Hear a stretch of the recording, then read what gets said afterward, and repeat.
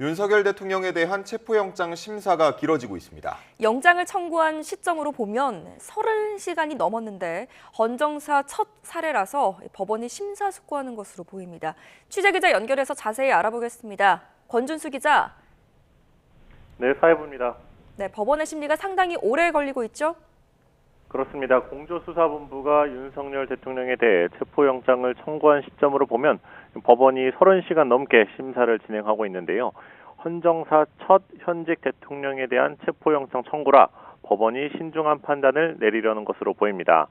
앞서 윤 대통령 측은 수사 권한이 없는 기관에 영장 청구를 하면서 관련 의견서를 법원에 제출했는데요. 형사소송법상 체포영장 요건에도 맞지 않는다며 불법 수사 주장을 펼치기도 했습니다.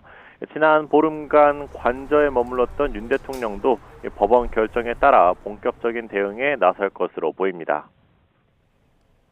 네, 심사 결과가 나온 뒤 과정은 어떻게 진행됩니까?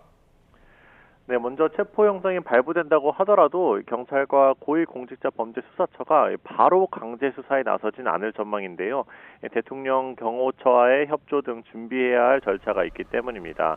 물론 영장 집행을 막아설 경우 특수공무집행방해 혐의로 체포할 수 있긴 하지만 최대한 충돌을 만들지 않아야 한다는 게 공조본의 입장입니다. 또 영장이 기각될 경우 체포영장을 재청구하는 방안을 검토할 예정입니다. 밤사이 서울 한남동에 있는 대통령 관저 앞에선 윤 대통령 탄핵과 수사를 반대하는 보수단체 등이 집회를 벌이기도 했는데요. 대통령 체포를 촉구하는 진보단체와 갈등을 빚는 등 법원에서 어떤 결과를 내놓을지 주목하고 있습니다. 지금까지 사회부에서 YTN 권준수입니다.